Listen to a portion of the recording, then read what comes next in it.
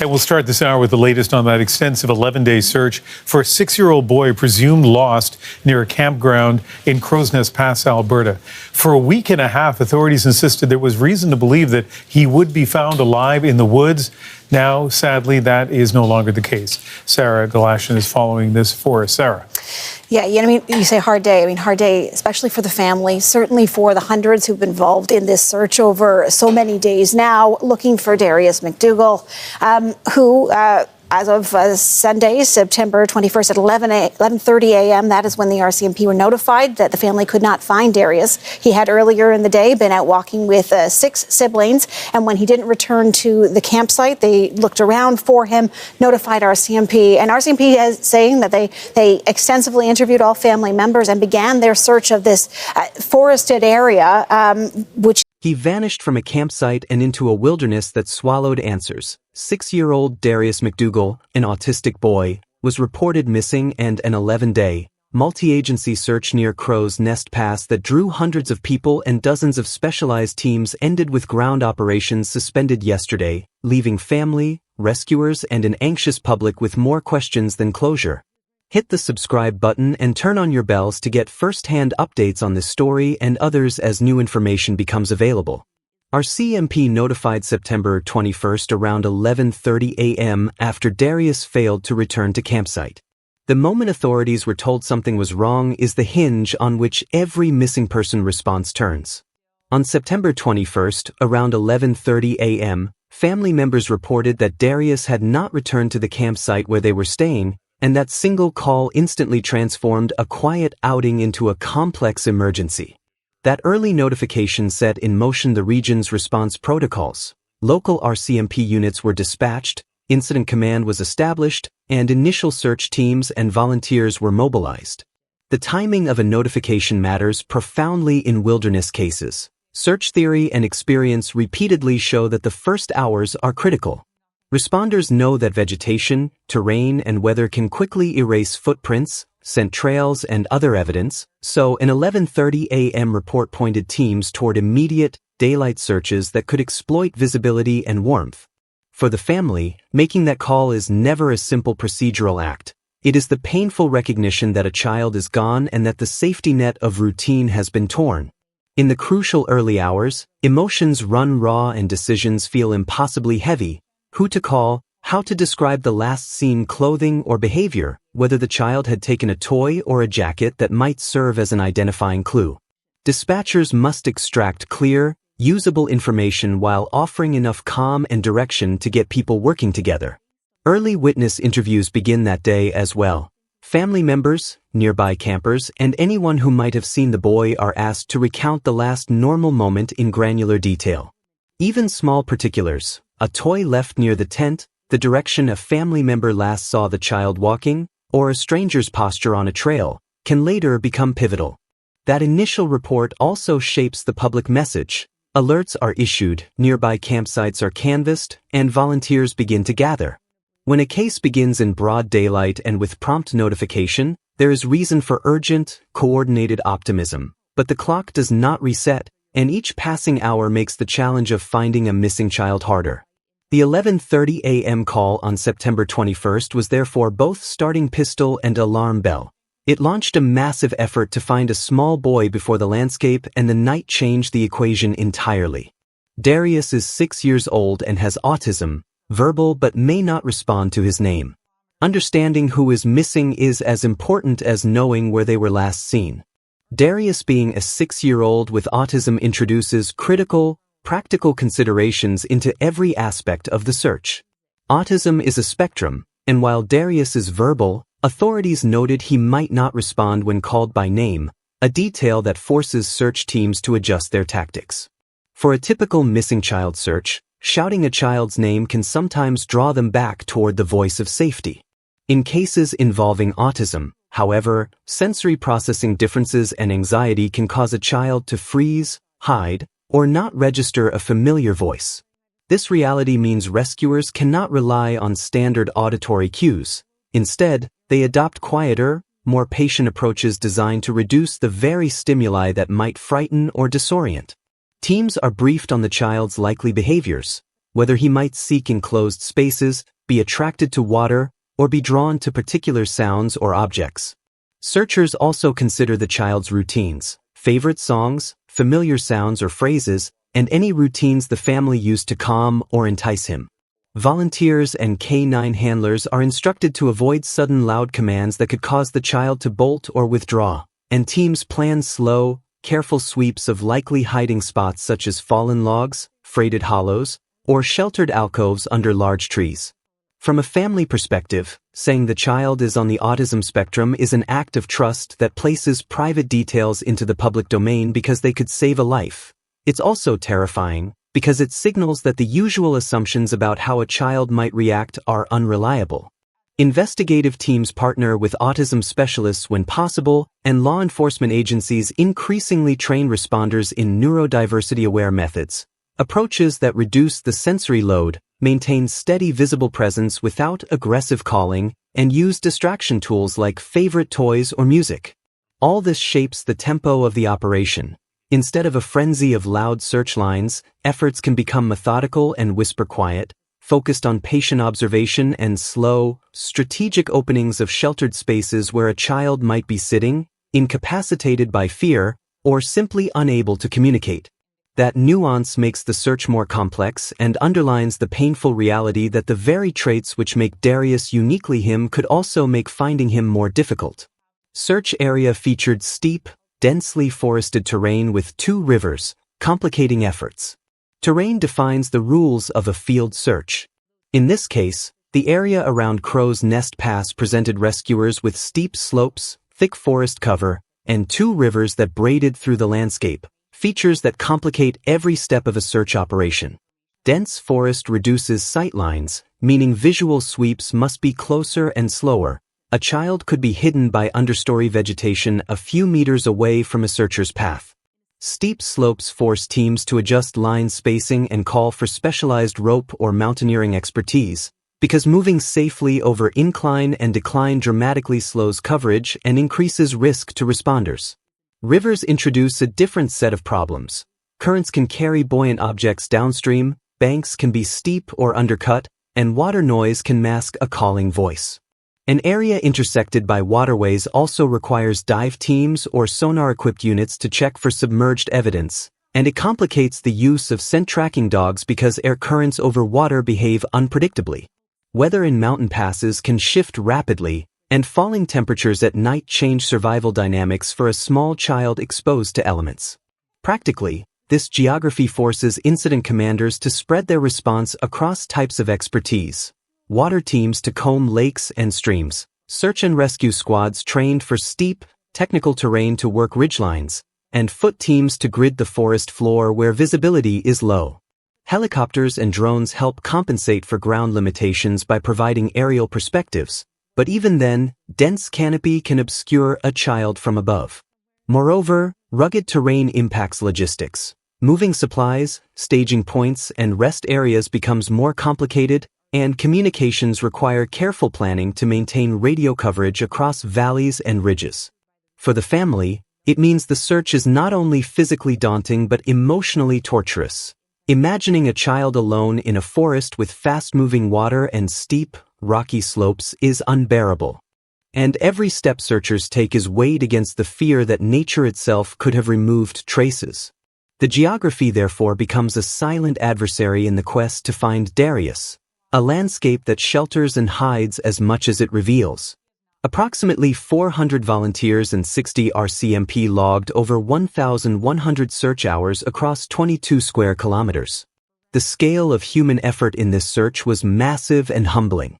Approximately 400 volunteers joined the effort alongside about 60 RCMP officers, and together they logged in excess of 1,100 hours of search time across an area approximating 22 square kilometers. These numbers are not just statistics. Each hour represents people in muddy boots, hands scraped on thorns, and bodies pushed past fatigue in service of a single objective: find Darius. Volunteers often come from varied backgrounds: neighbors, fellow campers, members of civic search teams, and their presence demonstrates how communities mobilize in crises. RCMP officers bring training, coordination, and investigative rigor, while volunteers add sheer manpower, local knowledge, and sometimes specialized skills in tracking or wilderness navigation. Recording search hours is vital for both operational management and for capturing the commitment invested. It helps incident commanders rotate teams so no one works until exhaustion, and it provides a transparent ledger to show families and the public the intensity of the effort. The cumulative toll is both physical and emotional. Searchers face cold nights, long days of scanning the forest floor, and the mental weight of checking the same ravine multiple times. For many, volunteering becomes a personal mission, an act of solidarity with the family and an expression of the community's unwillingness to surrender to uncertainty. Yet even with hundreds of people and more than 1,000 logged hours, the terrain's complexity and the absence of immediate clues can render the operation agonizingly slow. The scale of participation also creates coordination challenges, ensuring everyone knows search patterns, safety protocols, and what to do if they find potential evidence requires a tight incident command structure. Despite those hurdles, the volunteer presence underscores an essential truth about such cases. When institutional resources reach their limits, public spirit and collective action often carry the day, providing both manpower and moral support to families in crisis.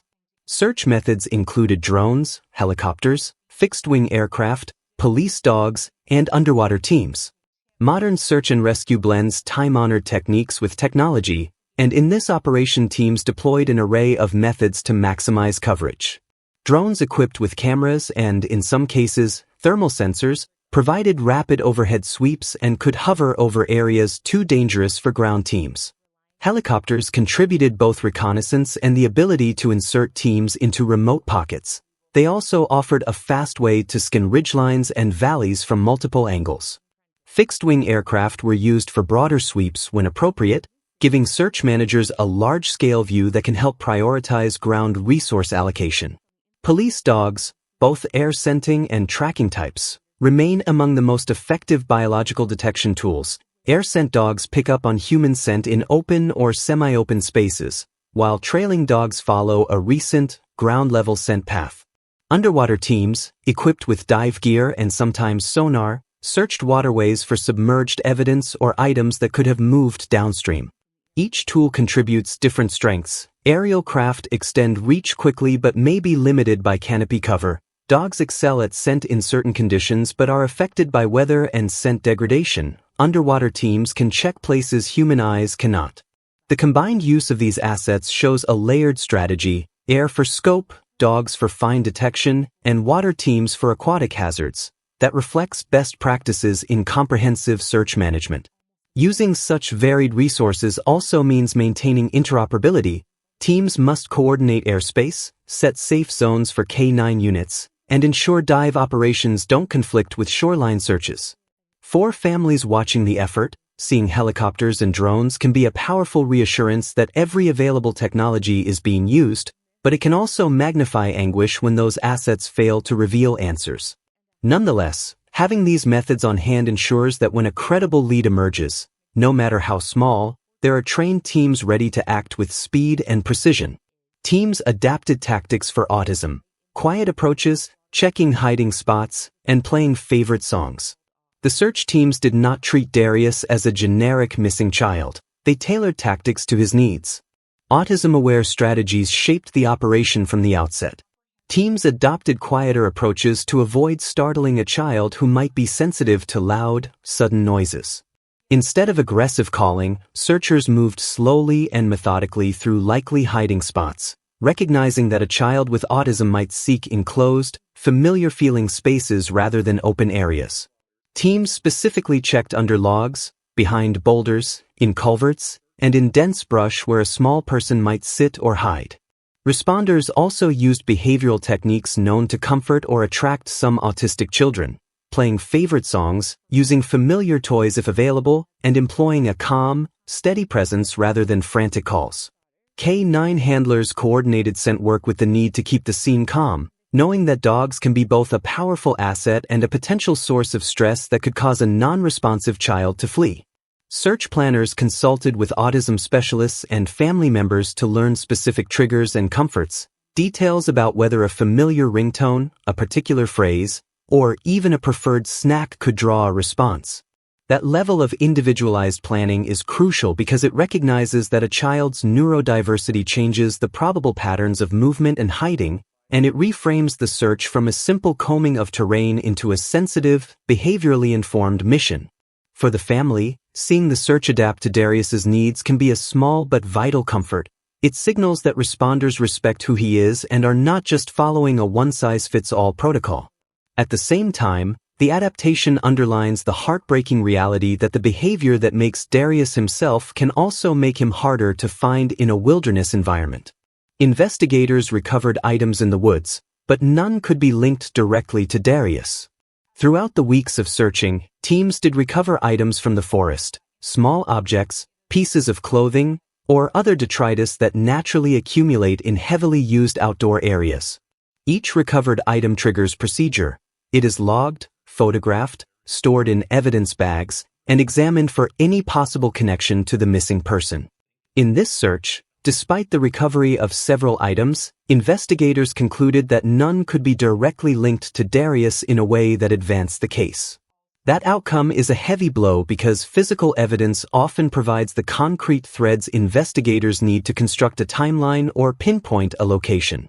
Without it, much of the investigative work shifts to indirect methods, cross-referencing witness statements, revisiting surveillance footage from roads and trailheads, and examining movement data such as vehicle logs or cell phone pings if available. The inability to tie found items to the child also complicates the emotional experience for the family. Recoveries that might have been hoped to offer solace instead underscore absence. Every object that does not belong to Darius is another reminder that the forest has not revealed a connecting clue. For responders, a recovered item still matters because it contributes to the environmental baseline. Knowing what belongs to other campers or what is normal in the area helps future searches distinguish between ordinary and extraordinary finds. Investigators remain open to the possibility that a later forensic match or a new witness identification might change the relevance of earlier recoveries, which is why all items are preserved and cataloged even when an immediate link cannot be made. RCMP state there is currently no indication of foul play. The probe remains active. Officials have been careful to separate what is known from what is possible. The RCMP have stated that, based on the scene, search results to date, and available interviews, there is currently no indication that Darius's disappearance involves foul play. That phrasing is meaningful. It describes a preliminary assessment rooted in current evidence while leaving space for future developments. Saying there is no indication is not the same as declaring the possibility closed. Investigators routinely keep an open mind because missing person cases can evolve as new information surfaces, surveillance footage is recovered, a previously silent witness comes forward, or a routine discovery by a hiker weeks later provides a crucial lead. Practically, the absence of signs of a crime narrows initial priorities toward environmental searches and behavioral-informed tactics, but it also requires thoroughness. Detectives will re-interview witnesses, follow up on any tip, analyze items recovered from the scene, and check digital records that could show vehicle or human movements in the region. For the family, the no indication of foul play assessment can be confusing. It may be a relief to hear but also unsettling because it does not answer where Darius is. Investigators understand this duality and therefore emphasize that an open investigation means ongoing activity, evidence reviews, tip triage, and readiness to redeploy field assets if credible information warrants it. The public should read the statement as both a tactical update and a reminder that every lead is still being taken seriously. Survival probability fell to roughly 5% as days passed and nighttime temperatures dropped. As the search stretched into days, the grim calculus of survival began to dominate planning and public messaging. Authorities worked with search and rescue experts to assess how exposure, weather, and terrain affect a small child's likelihood of surviving alone. With each night, especially in a mountain pass where temperatures can fall sharply, the statistical probability of survival for an unsheltered 6-year-old drops. Officials estimated survival probability declined to roughly 5% as time went on and nighttime temperatures fell, an estimate that captures the chilling reality responders face when a child is exposed to cold, wet conditions without adult care. These projections are based on known physiological vulnerabilities in young children. Smaller body mass leads to faster heat loss, limited ability to regulate body temperature, and heightened risk from dehydration and hypothermia. Search teams therefore prioritized areas where a child might find shelter from wind and rain, under overhanging rocks, in dense thickets, or in culverts, while also considering the possibility that a child who sought warmth near a water source could be at greater risk. The drop in survival odds also shapes how communities and responders process the case emotionally. It hardens a collective dread while simultaneously intensifying the urgency of any remaining investigative avenues. Families experience this brutal math as a daily shrinking of hope. For responders, it is a professional and emotional burden that underscores the limits of even the most exhaustive searches. Importantly, survival probability estimates are not destiny. There are cases where improbable recoveries occur, which is why investigators and volunteers maintain efforts and public appeals, even when chances appear slim. Family and authorities are pleading for public tips. All leads will be followed up. With ground operations scaled back and time passing, the investigation has increasingly relied on the public as a primary source of new information. Families and investigators have issued repeated pleas for tips, emphasizing that even small, seemingly insignificant memories can be the key to moving the case forward.